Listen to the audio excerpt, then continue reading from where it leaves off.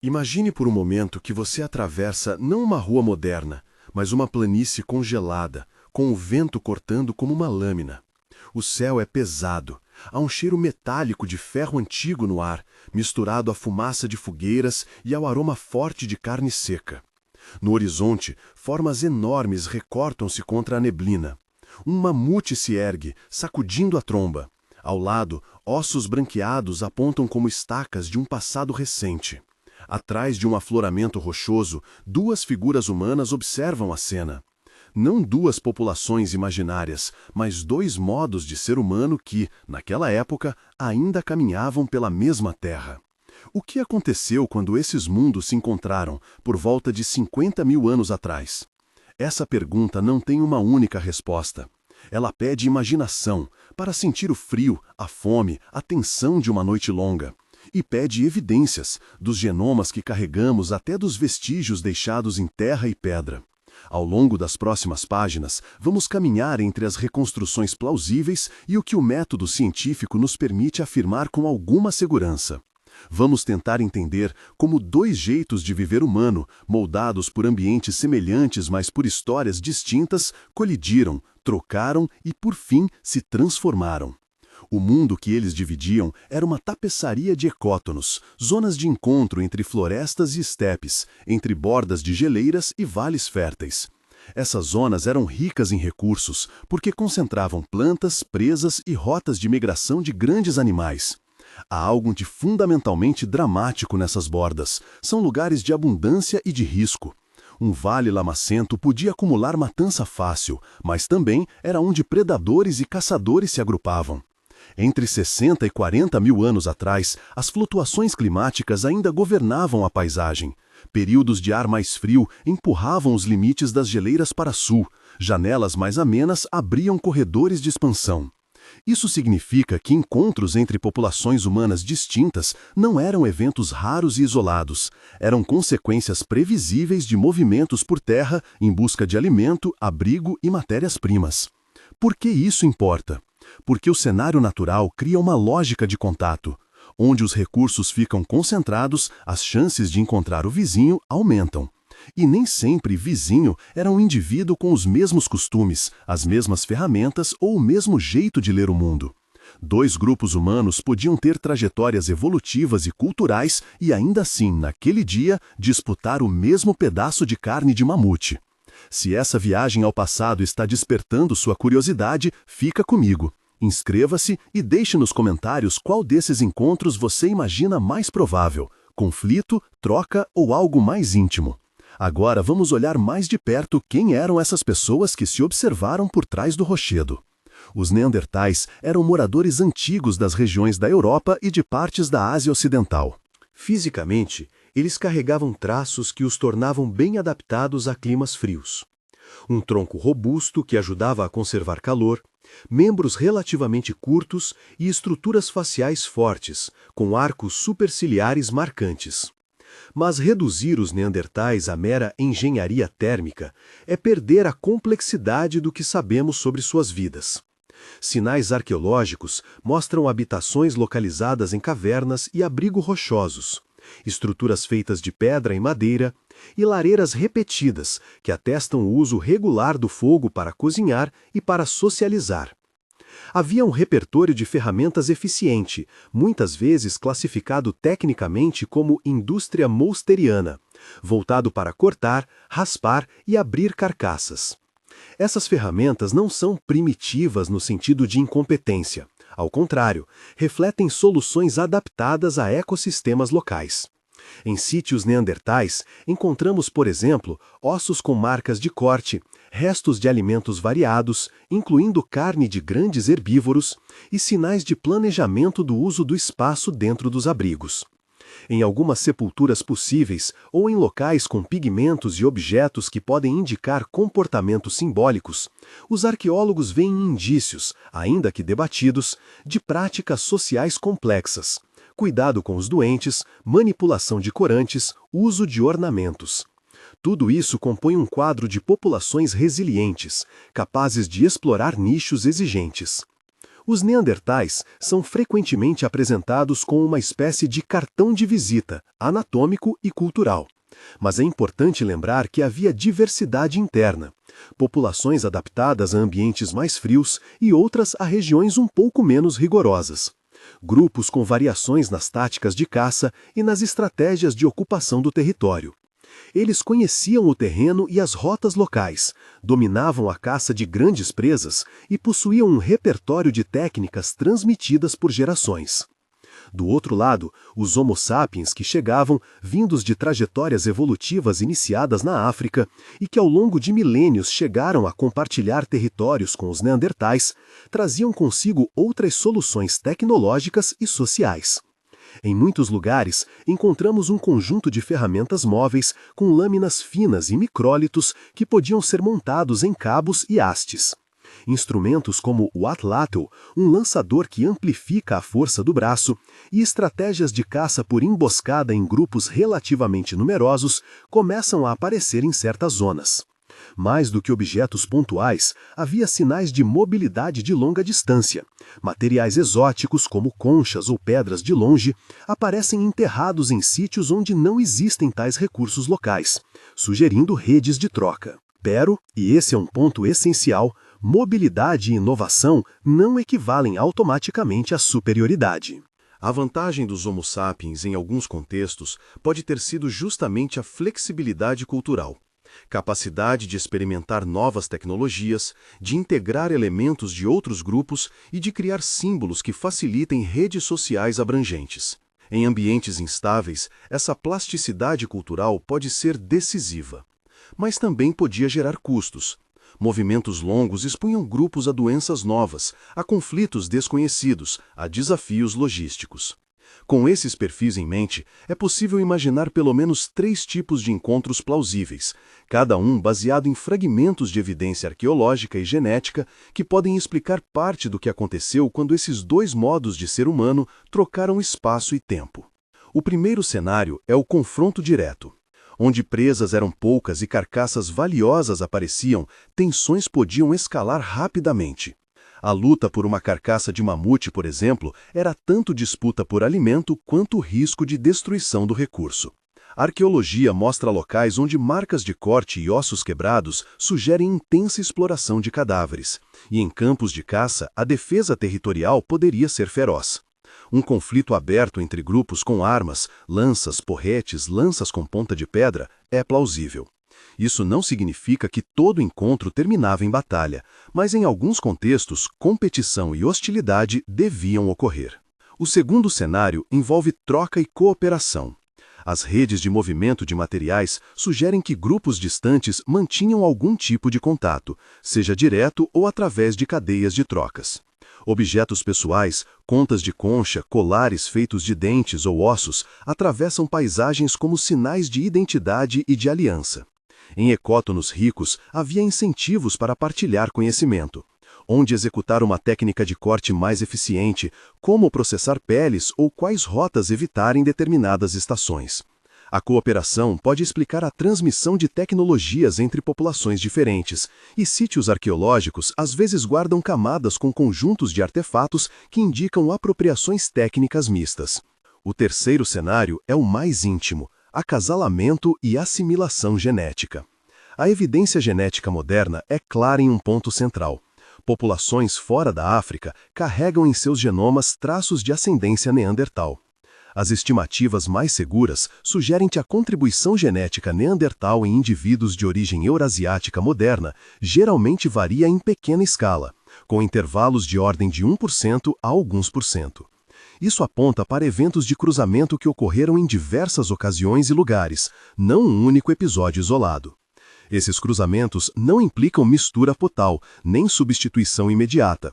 Foram inserções de material genético que, em alguns casos, conferiram vantagens adaptativas e, em outros, se perderam ao longo do tempo. Mas como diferenciar esses cenários no registro arqueológico? É um desafio. Ferramentas semelhantes podem ser produzidas por grupos diferentes. Camadas estratigráficas podem se sobrepor sem que os 2 conjuntos de atores tenham se encontrado pessoalmente.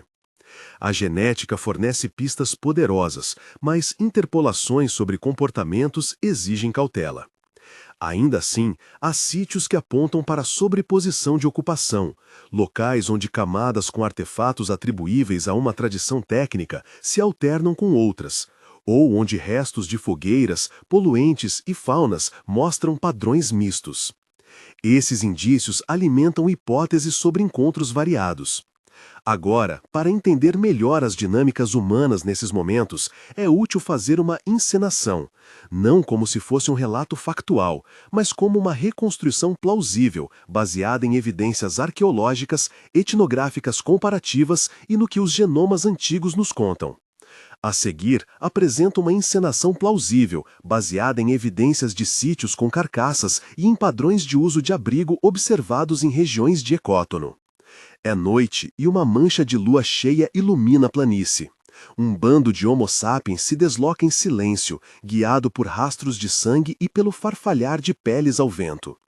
Trazem hastes com lâminas acopladas, pequenas pontas que podem ser reparadas e trocadas com agilidade. É um grupo móvel, acostumado a carregar abrigo e a reaproveitar o que é preciso. Eles encontram, encostada em uma vala, a carcaça de um jovem mamute. Os neandertais que a dominaram há alguns dias deixaram ossos quebrados empilhados, marcas de carne raspada nas costelas. À distância, do outro lado do morro, um pequeno grupo de neandertais observa. Não são muitos, parecem bem nutridos, com peles bem ajustadas e um arsenal de ferramentas pesadas. Eles conhecem cada ladeira e cada passagem por onde um animal ferido poderia tentar escapar. Os olhares se prendem, as decisões se tomam sem palavras. Do lado sapiens, alguém segura duas contas de osso que brilham ao luar, um adorno trazido numa jornada longa. Do lado neandertal, um indivíduo segura uma haste de madeira, reforçada, fresca. Há um instante em que ambas as partes avaliam risco e ganho. Atacar significa ferir o outro e talvez perder a carcaça. Recuar significa fome para a família. O líder sapiens faz um gesto, não uma palavra formada, mas um sinal conhecido entre seu grupo. Eles tentam um movimento cauteloso, tentando acesso a uma porção lateral da carcaça. Um neandertal ergue a mão, mantendo distância, a respiração visível no ar frio. Essa cena poderia terminar em violência, em retirada ou em uma negociação silenciosa feita por sinais e troca de pequenos itens. Cada possibilidade tem suporte em algum tipo de evidência. Marcas traumáticas em ossos humanos que sugerem confrontos. Padrões de distribuição de artefatos que indicam partilhas. E, claro, os sinais genéticos de cruzamentos esporádicos registrados nos nossos cromossomos. Voltando ao registro material, como sabemos que houve intercâmbio tecnológico? Em várias regiões, pesquisados sob diferentes perspectivas, aparecem conjuntos de ferramentas que combinam técnicas associadas a ambos os grupos. Em alguns sítios da Europa, por exemplo, camadas atribuídas a tecnologias associadas aos primeiros Homo sapiens contêm elementos que lembram a indústria neandertal local. Interpretar esses achados é delicado, pode significar apropriação de técnicas por imitação, uso compartilhado de oficinas de pedras ou até a presença de indivíduos com identidades híbridas operando em ambos os padrões técnicos. O que está claro é que as fronteiras tecnológicas não eram herméticas. E a genética? A revelação mais transformadora das últimas décadas é que nossos genomas guardam um arquivo dessas interações. Estudos comparando genomas de populações modernas com genomas recuperados de restos antigos mostram traços de Neandertal em populações não africanas. A melhor forma de pensar nisso é imaginar pequenas inserções de DNA que persistiram, algumas neutras, outras possivelmente vantajosas. Certos trechos genéticos de origem neandertal parecem estar relacionados a características imunológicas, adaptações a ambientes frios e até a diferenças na pigmentação da pele ou no metabolismo. Mas a linguagem aqui é de probabilidade. Algumas variantes podem ter sido úteis em determinados contextos e por isso preservadas. Muitas outras desapareceram na deriva genética. Um ponto crucial. A presença de DNA neandertal não significa que os neandertais foram absorvidos de maneira simples. A assimilação foi parcial e heterogênea, variando em espaço e tempo. Em algumas regiões pode ter sido maior, em outras, mínima. Além disso, a contribuição genética não explica sozinha o declínio das populações neandertais. A extinção enquanto população distinta muito provavelmente se deve a uma combinação de fatores: pressões ambientais, competição por recursos, possíveis surtos de doenças, alterações nos padrões de reprodução e, sim, intercâmbio genético. A ciência ainda debate o peso relativo de cada fator, e as hipóteses tendem a ser múltiplas e entrelaçadas. À medida que nos afastamos dessas evidências, outra pergunta aparece: quais foram as consequências culturais? Os modos de vida humanos são em grande medida construções sociais. Trocar uma técnica de corte por outra pode alterar o tempo gasto em uma atividade, a mobilidade de um grupo, a divisão do trabalho. Adotar novos adornos ou símbolos pode redesenhar alianças. Mesmo um pequeno fluxo de genes pode, a longo prazo, influenciar comportamentos se afetar fisiologia, saúde ou aptidão. O encontro entre esses grupos não foi apenas um choque demográfico, foi uma série de experimentos culturais e biológicos cujos ecos perduram. Mas voltemos à planície e à mesma noite dramatizada. À meia-luz, uma decisão é tomada de forma inesperada. Um jovem sapiens aproxima-se, estende uma pequena conta de concha, um sinal que pode ter indicado intenção pacífica em muitos contextos. O gesto é arriscado, porque a leitura do sinal depende de códigos culturais que nem sempre coincidem entre grupos distintos. Os neandertais observam com cuidado. Um deles solta um som, talvez um alerta, talvez curiosidade. O vento carrega o som até o ponto de observação. Em sua cabeça, uma pergunta antiga: confiar em um estranho significa ganhar ou perder? Esse tipo de cena ilustra por que a arqueologia e a genética, sozinhas, só chegam até certo ponto. Elas nos dão os ingredientes. A encenação plausível tenta mostrar como os pratos podiam ser montados. E ainda assim restam lacunas. Quantos encontros resultaram em parcerias duradouras? Quantos terminaram em cruzamentos que deixaram descendentes cujos genes se propagaram? Quanto da tecnologia mudou por apropriação direta e quanto por convergência independente? Nos registros fósseis, há exemplos que complicam ainda mais a narrativa. Em algumas regiões do leste europeu e da Ásia Ocidental, recuperam-se restos com morfologias que parecem intermediárias, sugerindo indivíduos com mistura de traços. Em outros locais, encontramos ferramentas tipicamente associadas a Homo sapiens em camadas que cronologicamente se aproximam de ocupações neandertais. Essas evidências dão suporte à imagem de um panorama fragmentado, em que encontros locais múltiplos deixaram assinaturas variadas. A ciência moderna, então, monta um quadro que é ao mesmo tempo elegante e poroso.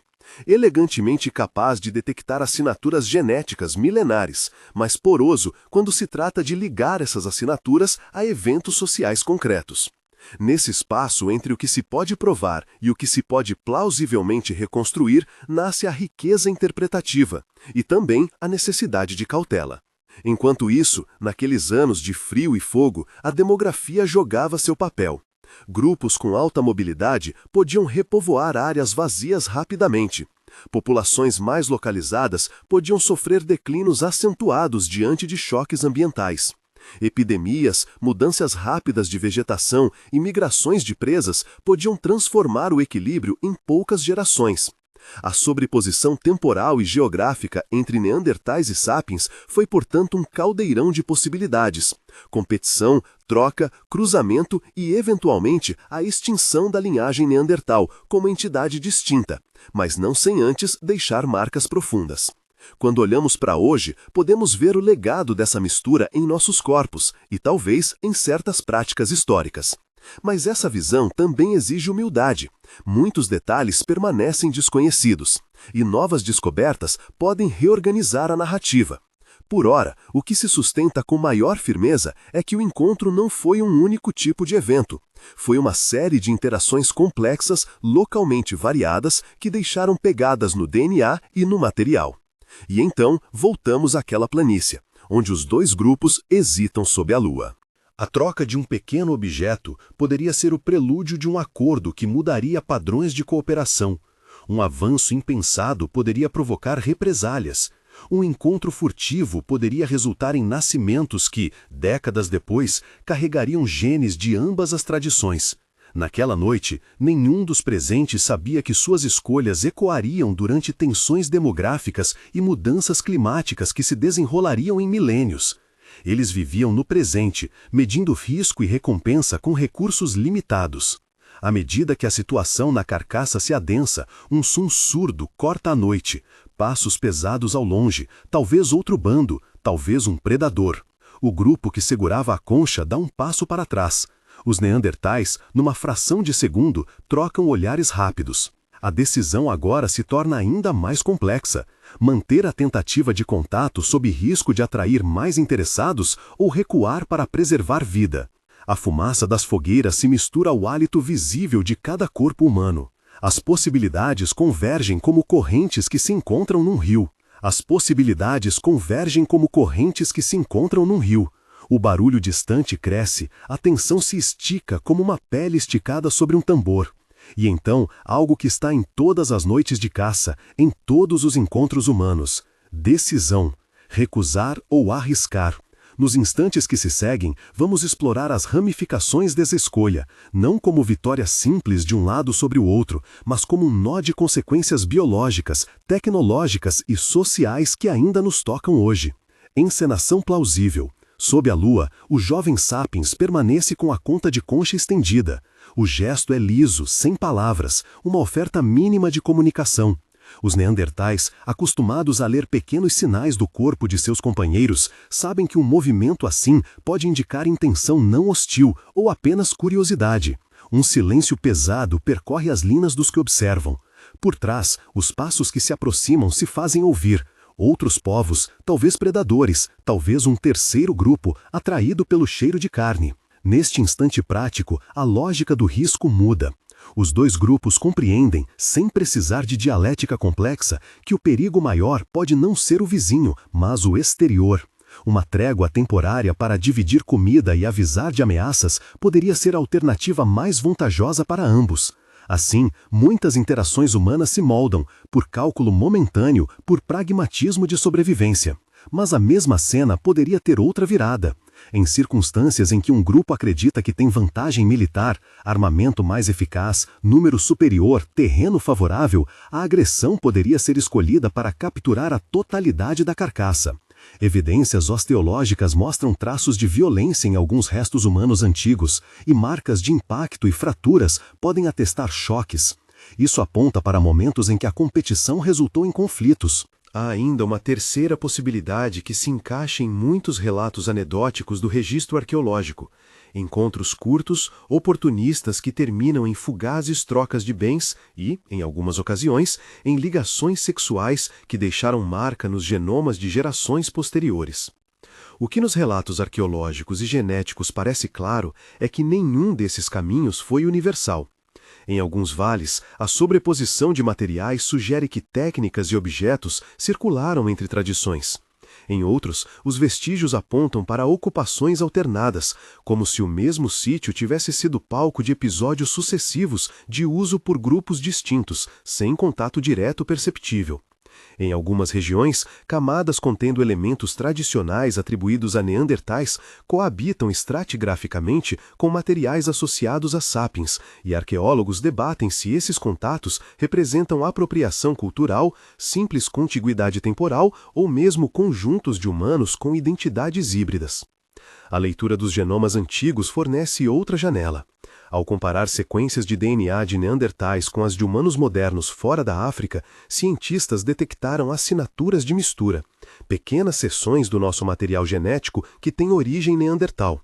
Esse legado não é uniforme, varia entre populações e regiões, e seu percentual geralmente se encontra na ordem de alguns pontos percentuais, valores modestos, contínuos e heterogêneos. Mais do que um número, o que isso revela é que houve episódios de reprodução entre grupos. Alguns desses eventos puderam resultar em variantes vantajosas, selecionadas ao longo de gerações. Outras variantes desapareceram pela deriva genética. Há casos notáveis que alimentam debates. Certas variantes de genes relacionadas ao sistema imune, por exemplo, parecem ter sido herdadas de ancestrais não sapiens e ajudaram a modular respostas a patógenos em ambientes fora da África. Outros trechos ligados à queratina e à pele foram sugeridos como influentes em características fenotípicas adaptativas.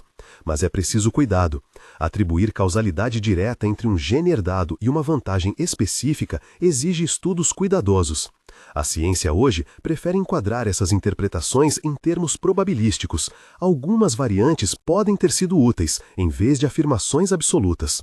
Voltando ao terreno da arqueologia, existem sítios que ilustram as complexidades locais. Em certas cavernas e abrigos do sudoeste europeu, há camadas que alteram indústrias líticas atribuídas a tradições distintas.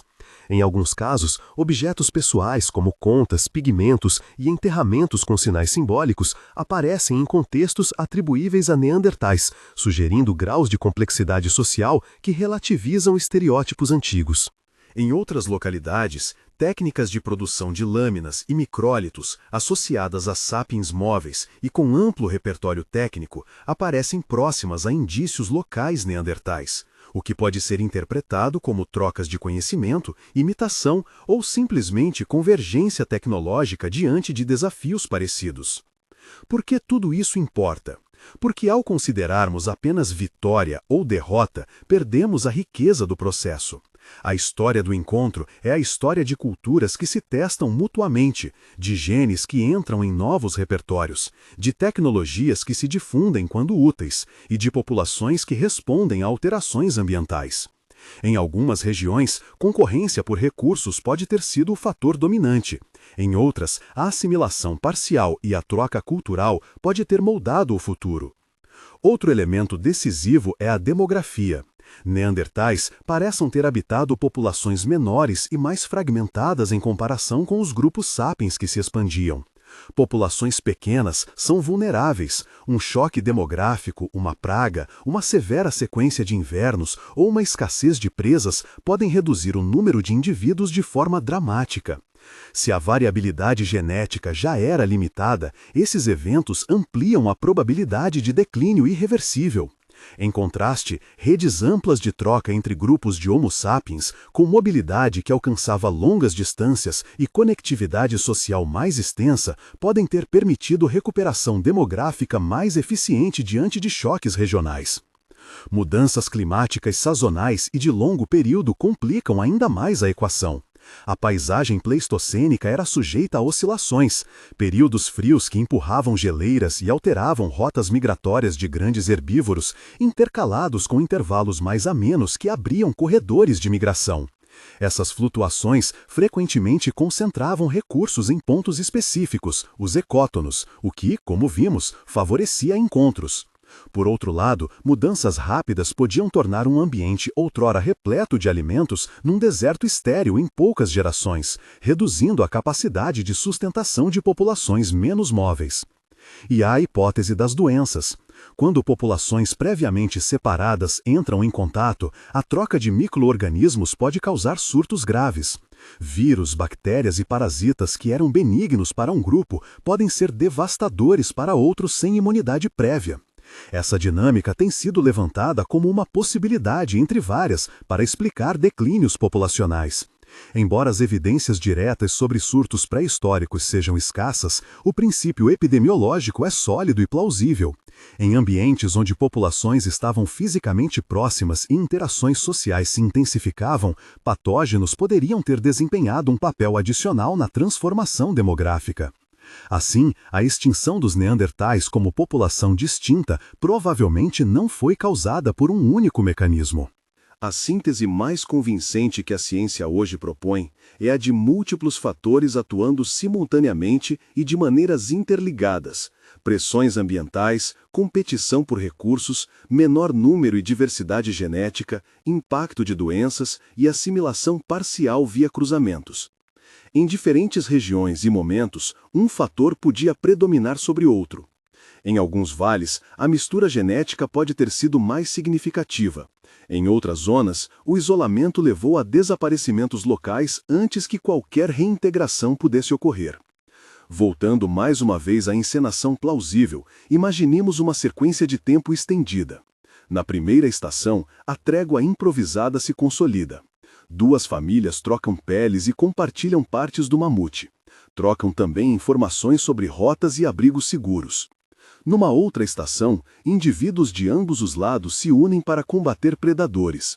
Numa terceira, ligações íntimas pontuam a convivência e, décadas depois, crianças nascidas desses enlaces crescem com repertórios mistos de técnicas e símbolos.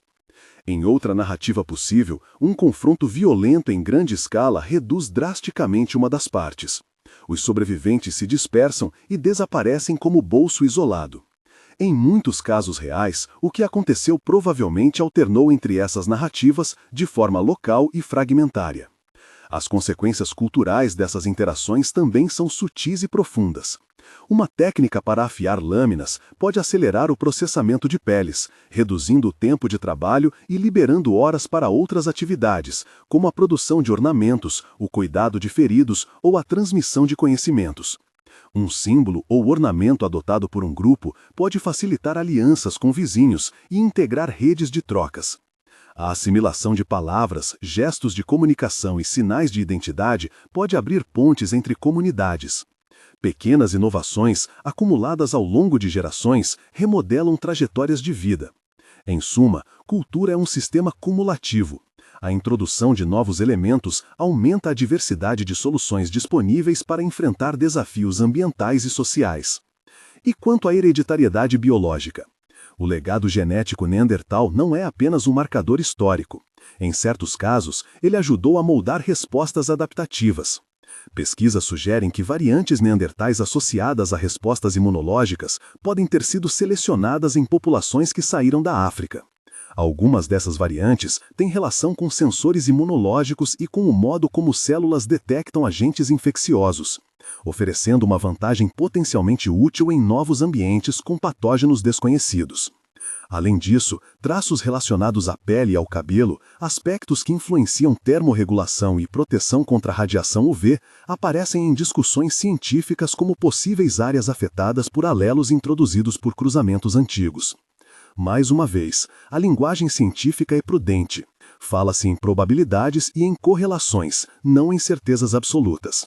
Existe ainda um legado menos tangível. A própria ideia de que nossas histórias evolutivas são entrelaçadas. Ao carregar DNA de parentes antigos, somos materialmente o resultado de encontros. Nossas resistências, vulnerabilidades e predisposições têm, em parte, patrimoniais que atravessam linhagens. Esse reconhecimento reconfigura a narrativa linear de uma espécie substitui a outra, para uma visão mais complexa. Espécies humanas interagiram, trocaram genes e técnicas, competiram e cooperaram em variados graus conforme o contexto local. No campo acadêmico, a compreensão desses processos evoluiu muito nas últimas décadas.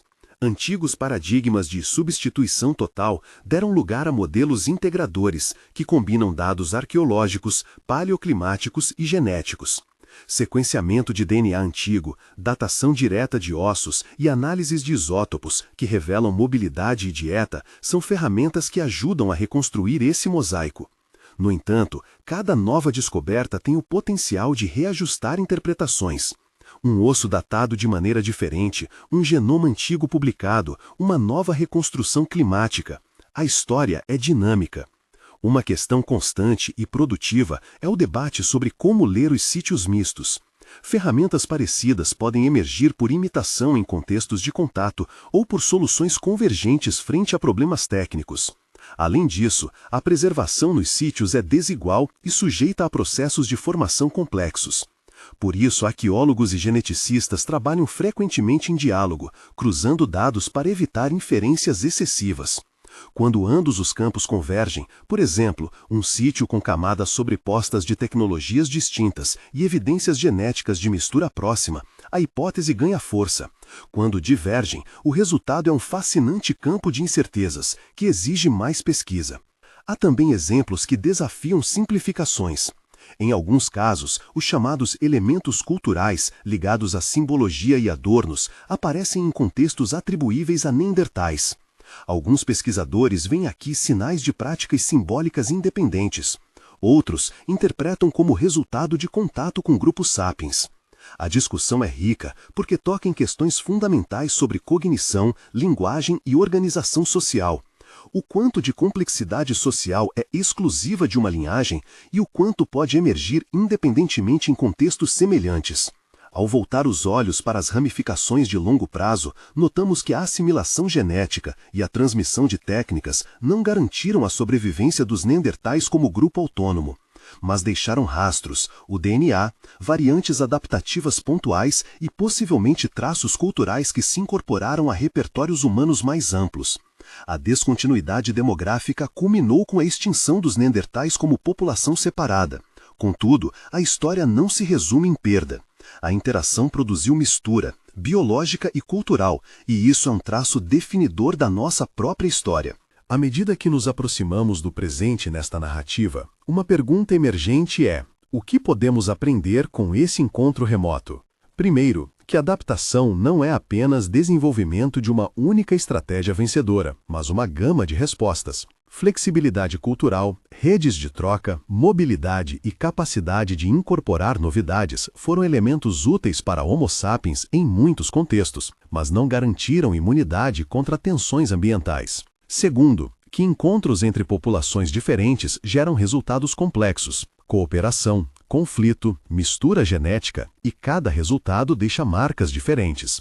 Terceiro, que ecologias em mutação podem transformar interações humanas de maneiras inesperadas. Pressões climáticas e alterações na disponibilidade de recursos criam contextos em que decisões de curto prazo têm consequências de escala temporal muito maior. Por fim, há uma lição de humildade. Quando a humanidade atual enfrenta deslocamentos, mudanças climáticas e contatos intensificados entre povos, os ecos do passado sugerem cautela e empatia. A história de nossos encontros antigos mostra que trocas podem enriquecer e que conflitos custam caro, mas também nos lembra que adaptações precisam de tempo e redes de apoio para serem bem-sucedidas. Voltando à noite da carcaça, a cena se dissolve em um conjunto de consequências possíveis. Talvez aquela trégua se traduza nos anos seguintes na adoção de uma técnica de afiação, em alianças que reduzem riscos predatórios, em filhos com traços de ambos os progenitores. Talvez o momento de tensão evolua para um confronto letal, que empurra um grupo a abandonar o vale e se extinguir localmente. Em qualquer desses desfechos, as escolhas tomadas por aqueles indivíduos naquela noite ecoam em modos de vida e, por fim, nos nossos próprios genomas. O que aconteceu então, quando os humanos encontraram os neandertais há cerca de 50 mil anos? A resposta não é uma única história, mas um mosaico. Em diferentes regiões e em diferentes momentos, aconteceram confrontos e alianças, houve mistura genética parcial, troca de técnicas e símbolos e, em muitos casos, erupções demográficas, que remodelaram quem ocupava quais territórios. A extinção dos neandertais enquanto grupo distinto foi provavelmente o resultado de forças múltiplas atuando em conjunto, ambientais, demográficas, epidemiológicas e competitivas, e em certos lugares de assimilação parcial com populações humanas emergentes. Se há uma conclusão que se impõe, é que o encontro foi tanto um processo de perda quanto de continuidade. Perda porque uma linhagem que tinha sua própria história deixou de existir por si só. Continuidade porque fragmentos dessa linhagem persistiram em nossos corpos e possivelmente em repertórios culturais que atravessaram gerações. A narrativa de encontros humanos do Pleistoceno nos força a abandonar ideias simplistas de triunfo único e nos convida a reconhecer a teia complexa de relações que teceu o que hoje somos. Ao fechar esta viagem imaginada, convém lembrar que a ciência segue seu caminho. Novas escavações, mais genomas antigos, análises climáticas mais detalhadas irão, certamente, refinar e ajustar o quadro. Entretanto, a essência da pergunta permanece valiosa. Perguntar o que aconteceu quando é procurar entender como nós, como espécie, reagimos ao encontro com o diferente, uma questão que mantém ressonância com os desafios contemporâneos. Se este passeio pelo passado despertou sua curiosidade, compartilhe este vídeo com alguém que goste de histórias profundas sobre nossa origem. Deixe nos comentários qual cenário você acha que ocorreu com mais frequência: conflito, troca ou mistura íntima. E por quê? Inscreva-se para mais viagens ao passado, onde exploramos como a ciência reconstrói as decisões que moldaram a humanidade. Obrigado por acompanhar até aqui. A história de quem somos continua sendo escrita, pedaço por pedaço, em ossos, pedras e sequências de DNA.